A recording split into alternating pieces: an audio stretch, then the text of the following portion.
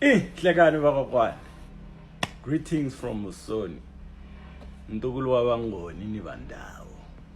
One of the Eurocentric cliches is that Africans did not write, did not know how to write, so they must have come through and introduced us to writing. So we are about to bust that myth. So right behind me, you've got the artwork. It just basically has some of the Afrikan writing systems. And I'm just gonna briefly introduce you to some of them. If you know them, it's good. If you didn't know, it's good because you're learning something new today. Okay, right at the top here, we have probably the most famous one. This is ancient Egyptian. This is a baNTU language. And then over here we have the Sumerian writing. It's also a baNTU language.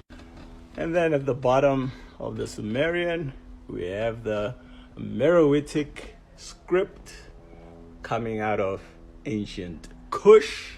And then right here at the top, we've got the ancient Ge'ez script coming out of Ethiopia. An average Ethiopian cannot read it because it's no longer in existence and it has been replaced by the Amharic script. And then over here, we have the Nsibidi script coming out of West Africa. Then over here, we've got the mysterious one. I have not figured out what writing system this is.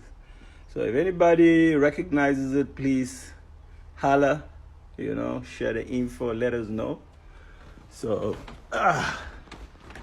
here's a bit of an overview of these writing systems. So the next time somebody tells you that Africans didn't write and we were taught writing by settlers, show them this video. Remind them also that Africans invented writing. Writing was invented in the Nile Valley. The first language to be written on a papyrus is a baNTU language called the Meduneta. Remind them also that these are not all the writing scripts in Africa. We have probably over 10 to 15 or more. And guess what? Europe only has two. It is the ancient Greek, it is the Greek and the Latin. The rest of the Europeans did not develop a writing system. And of course, the Greek script and the Latin script all descended from the Meduneta script. Peace and African power. And if anybody wants to dispute the fact that Sumerian and the Meduneta, aka the hieroglyphics of ancient Kemet, are a baNTU language, you can refer them to the following texts. So this one here is Comparative Lexical Study of Sumerian and baNTU, in brackets baNTU. This is by Reverend W. Wagner, and this text was published in 1935. And another text is Black Sumer, The African Origins of Civilization by Hermel Hamstein. In this text, he does a basic a linguistic analysis to demonstrate that the Sumerian language is actually a baNTU language. Just to give an example of Hermel Hamstein's analysis, the example is in the word which the ancient Sumerians call themselves, which is the word Sagiga. This word means the black-headed ones. We know Eurocentric trolls like to claim that black-headed ones means their hair was black, but we know that's ridiculous because number one, all people in that region have black hair. So why would they want to distinguish themselves by calling themselves the black-headed ones, referring to black hair when everybody in that region has black hair? Secondly, the word for hair in Sumerian is not Sagiga. There's an actual word for hair, and it's not is not part of this word. So in his analysis, he further found that the cognate of the word Sagiga is found in the Igbo language, and the word is OG. The word OG has double meanings. Primarily it means people. It also means the black-headed ones.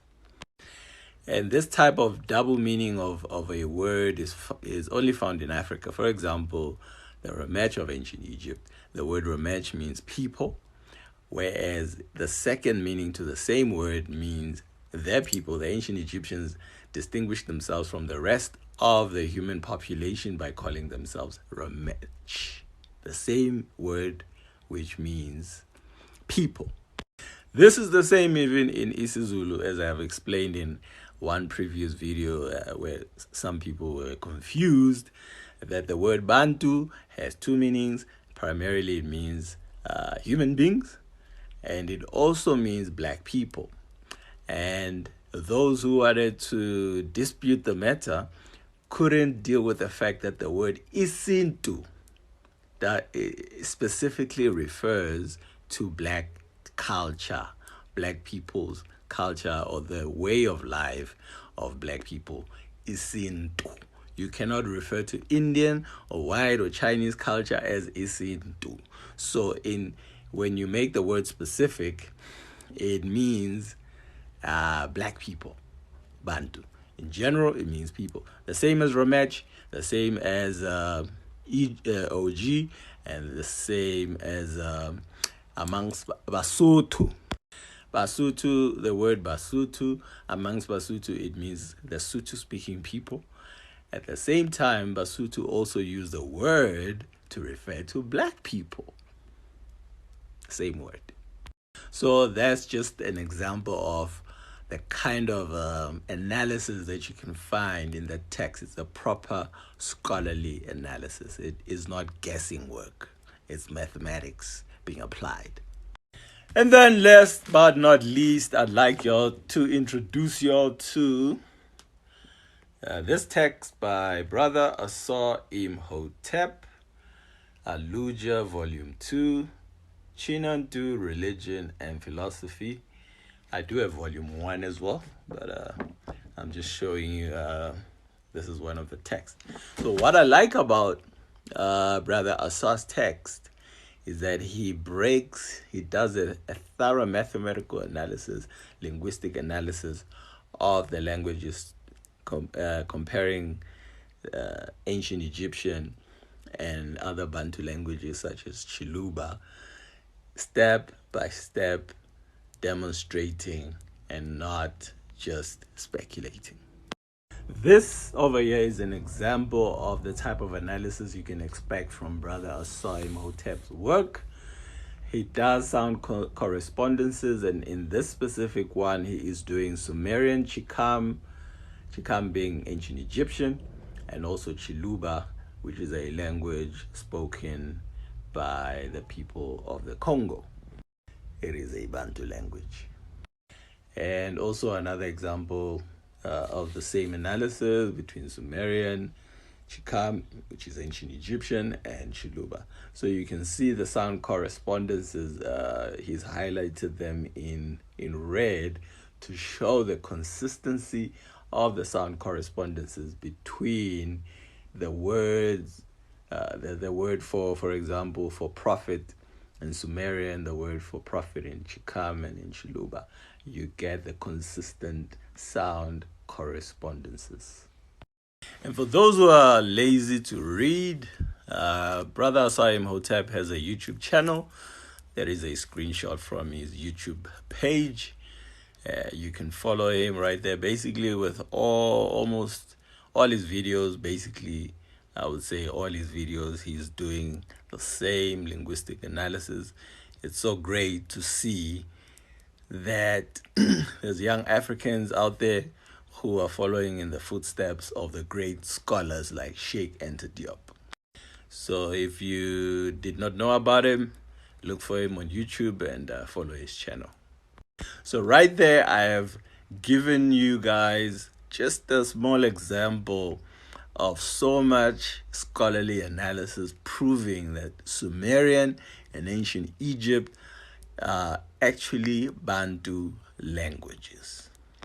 Now, nobody can demonstrate to the same level that ancient Egyptian is an Afro-Asiatic language, as they claim all the time, or whatever claim they want to make. No one can demonstrate to the same level.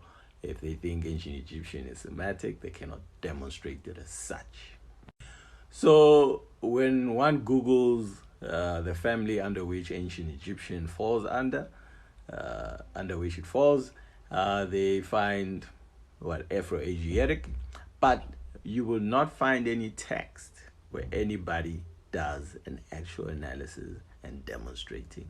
And we know at the end of the day, demonstration beats conversation.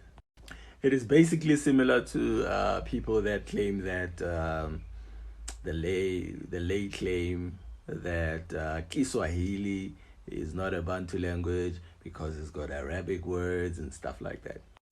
That is a very uneducated approach to making a claim about linguistics. You could find 100 words in a language that are loan words. It does not change the structure and the DNA of the language. Kiswahili does have loan words from Arabic, just like many African languages. It does not mean it's not Bantu. In South Africa, for example, the word for window is venster, comes from Afrikaans. The word table is tafula, comes from Afrikaans. The Zulu word for a cat, people say ikati. I don't know what's the original word, but that's the word. If you ask a Zulu person, they'll say ikati, comes from Afrikaans. The word for sugar is shugela. That comes from English. The Zulu word for a ghost is isporo, comes from the English word spook or spook in Afrikaans. And I could go on and on and on. Someone can actually use the same claim and claim that Zulu is now an Indo-European language because it's not Bantu language, because it's got so many loan words from an Indo-European language. So when it comes to linguistics, it's all about technical analysis. And at the end of the day, like I said, demonstration beats conversation, as Brother Asa Imhotep likes to say. From me, your brother Musoni, peace and African power. Like the video, share. Thanks for watching. And if you're not subscribed to the channel, press that button, subscribe.